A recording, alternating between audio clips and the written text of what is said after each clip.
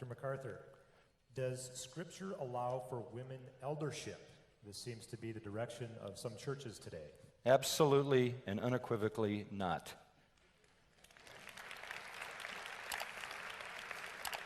I mean, look, how can a woman be an elder when an elder has to be a one-woman man? What is that? Doesn't make any sense. How can a woman be an elder when it says in 1 Timothy 2 that I permit not a woman to teach or to take authority over men? There's no way. What you have to do is reject the Scripture, convolute the Scripture, reinvent the Scripture, twist the Scripture. Look at 1 Timothy 2. It might be worth just a glance at that because it's kind of the key text. But the thing that concerns me, and the reason I'm real strong on that, is because it's an attack on Scripture. You want to know something quite interesting? The 20th century is the first century when the traditional conviction of the church on this issue has been overturned. In fact, 1960 was the first time that this began to be attacked. That's a pretty good legacy of consistent interpretation of a very clear text. Look, men have leadership in the church. You say, well, how isn't there a significant role for women? Sure, it's the balance of women bearing children. We know this in the family. I mean, I'm the head of the house, and, I have ultimate responsibility, although I want to submit to my wife as she submits to me. I want to meet her needs. But in the end of the day, I've given the headship of the family and the responsibility, as 1 Corinthians says, God is the head of Christ, Christ is the head of the man is the head of the woman. But women are protected from some second-class consideration through the bearing of children. I'm the head of the house, and I say what ought to be done. But Patricia is the one who has all the influence. And even my two sons, who are men, if they want to unburden their heart, always go to their mother. There's a level of influence that is really profound in the intimacy of rearing children, provided the women continue in faith and love and virtue and self-restraint. A godly woman, as a keeper at home, a lover of her husband, a lover of her children, Paul says, is going to have the greatest impact. Not if she comes to lead the church, but if she uses her influence. And just to support that, there's no woman in the Old Testament that had an ongoing prophetic ministry. There are a couple of occasions where God used a woman to speak. But there is no woman in the Old Testament with an ongoing prophetic ministry. None. There is no woman who wrote a book of the Bible, either the Old Testament or the New Testament. There is no woman among the apostles. There is no New Testament woman with a prophetic ministry, although the four daughters of Philip did speak. There is no basis for thinking anything other than that God has upheld this in his design. It's a funny story about that. I was in Romania one time, and this question was asked. We had about 1,000 pastors and their wives. Church was packed. And somebody asked the question, what does verse 15 mean? Women are saved through childbearing. And I said, well, one thing we know it doesn't mean is that you're saved in terms of your eternal salvation by having babies. I mean, we're saved by grace through faith, not by having babies. And I said it like that, and it was translated real quick. And then it just got deathly silent. I mean, really silent. And I thought, this is weird. And I went on for about 10 or 15 minutes to kind of explain the text. And the moderator, who was a Romanian pastor in Bucharest, said, I think we'll take a break. I need to tell you something. And I said, okay. He said, the reason they're reacting this way is, he said, they haven't really been taught that well, and not having had Bibles and things like this. This is right after their freedom. They have always believed that you're not saved by having babies, but if you do anything to prevent a pregnancy, you lose your salvation. That's how they interpreted that you're going to lose your salvation if you do anything to prevent a baby. And he said, these are all pastors, and they all have anywhere from 9 to 15 kids. And he said, these women are now looking at their husbands. And they're saying something like this, so you had to be wrong about that verse?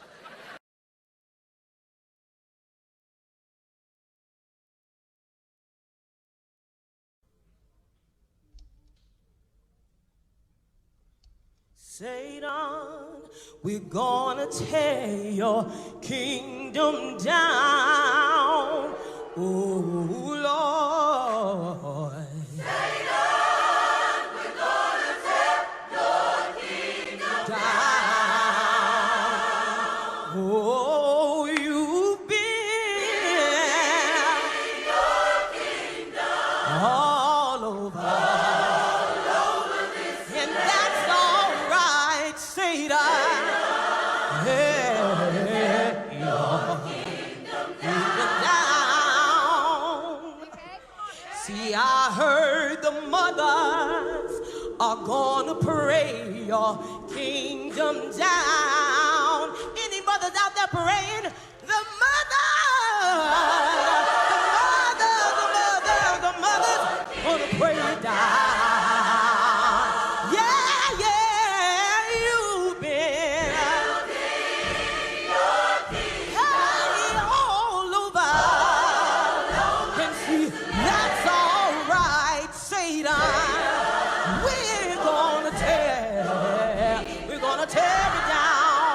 Another thing I heard, see, I heard the preachers are gonna preach your kingdom down. I know you're gonna preach it down, the preachers. They're gonna do it. They're gonna preach your kingdom down. Yeah, you've been all over.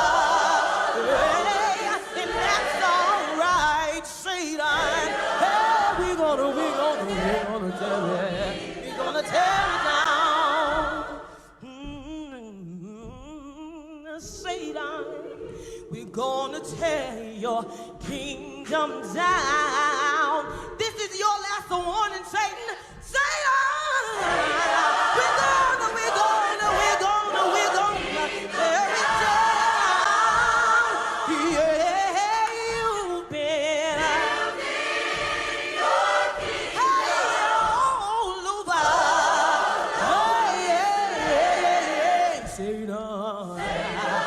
we can't do it.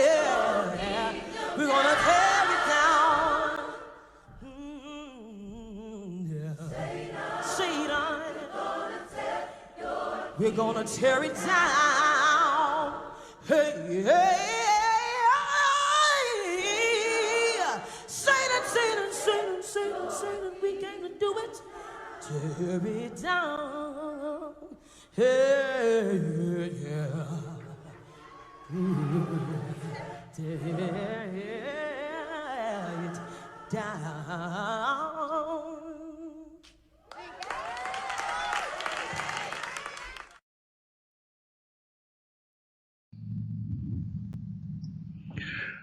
We do appreciate our Gentile brother, Pastor John MacArthur, for giving some clarity to this issue of women in the preaching and or teaching ministry, as well as women being elders.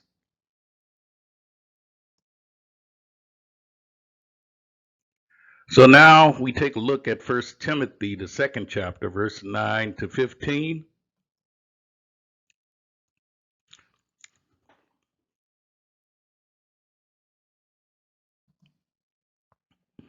There it reads, in like manner also that women adorn themselves in modest apparel, with shamefacedness and sobriety,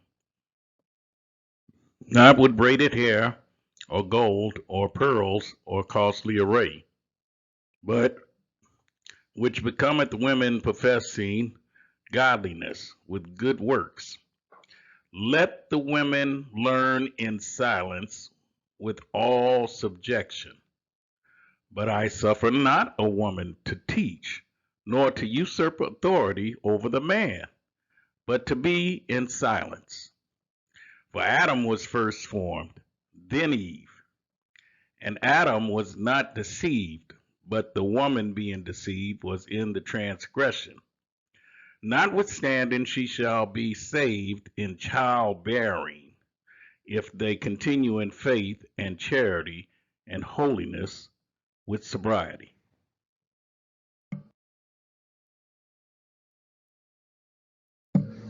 So now, this is the gist of this passage of Scripture, or should I say the historical background. Timothy was left in Ephesus by the Apostle Paul to pastor the Ephesian church. So Timothy actually became the first bishop of the church of Ephesus. The city of Ephesus was located in what is now modern-day Turkey. Of course, the Apostle Paul is writing to Timothy, who is considered to be the first bishop of Ephesus. The church Timothy pastored was diverse racially. In other words, there were Greeks, Romans, and Hebrews that were in this city.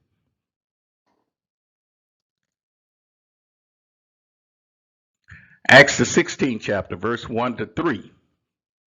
Then came he to Derbe and Lystra, and behold, a certain disciple was there named Timotheus, the son of a certain woman, which was a Jewish, and believed, but his father was a Greek, which was well reported of by the brethren that were at Lystra and Iconium.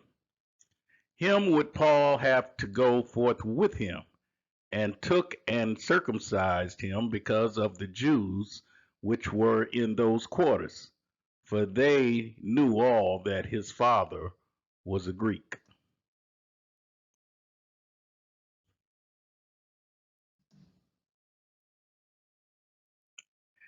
And we discover that Pastor Timothy was a biracial man because we have indication that Eunice, Timothy's mother, was a black woman, or i.e. a Jewess, but she was married to a Greek man. Lois was Timothy's grandmother.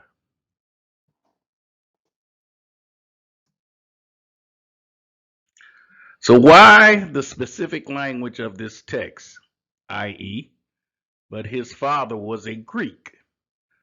The but indicates that this marriage was a biracial biracial between Eunice and her husband, who is not named.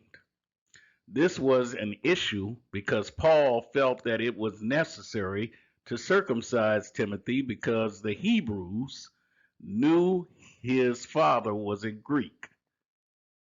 And by blood, Timothy was not a Hebrew, but he was actually a Gentile.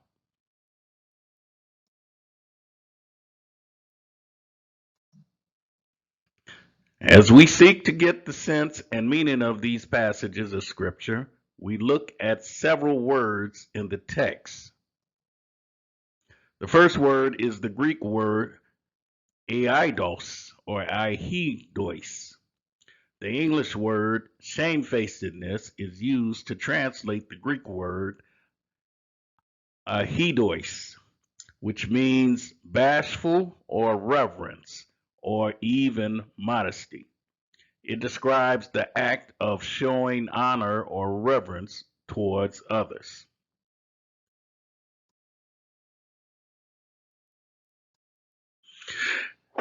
Then next word that becomes of some importance is sobriety. The English word that is used to translate the Greek word sophrosune. This word means to have soundness of mind or self-control.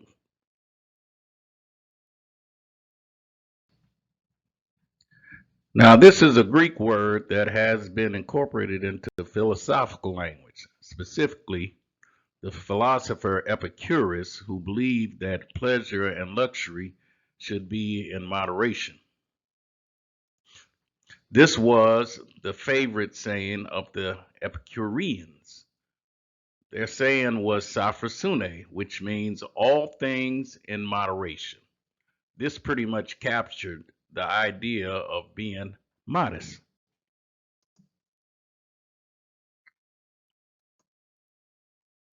And this was the desire of the Apostle Paul for the women in the churches, to be modest.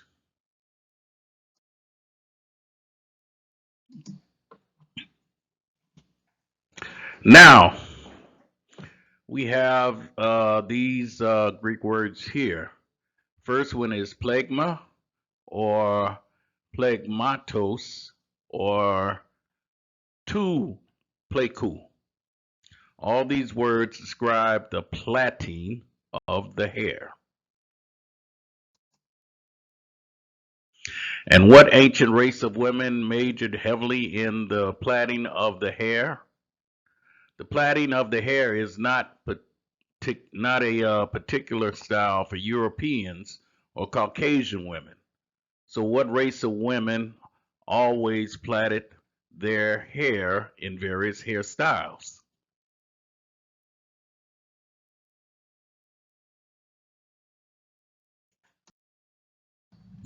Yes, and it was our black women who take pride in their beautiful and glamorous braided hair.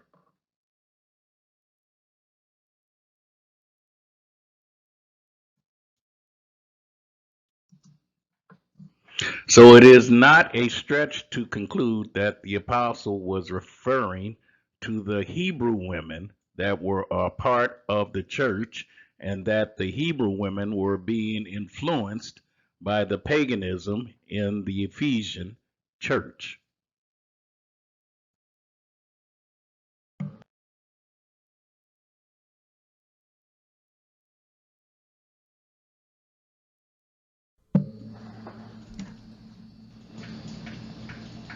Satan, we're gonna tear your kingdom down.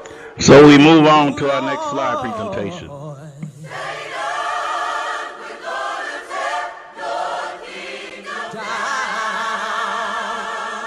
Oh, you've been all over, and that's all right, Satan. Yeah, your kingdom down. See, I heard the mothers are gonna pray your kingdom down. Any mothers out there praying? The mothers gonna pray it down. Yeah, you've been all over. And see, that's all right, Satan. We're gonna tear it down. Another thing I heard, see, I heard the preachers are gonna preach your kingdom down. I know you're gonna preach it down, the preachers. They're gonna do it. They're gonna preach your kingdom down. Yeah, you've been all over. And that's all right, Satan. Hey, we're gonna tear it down. Satan, we're gonna tear your kingdom down. This is your last warning, Satan. Satan, we're gonna tear it down. Yeah, you've been all over. Oh, yeah, Satan. We came to do it. Yeah. We're gonna tear it down. Yeah. Satan.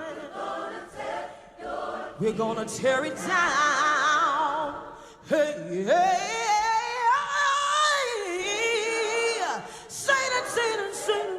Satan, we came to do it. Tear it down. Hey, yeah. Tear it down.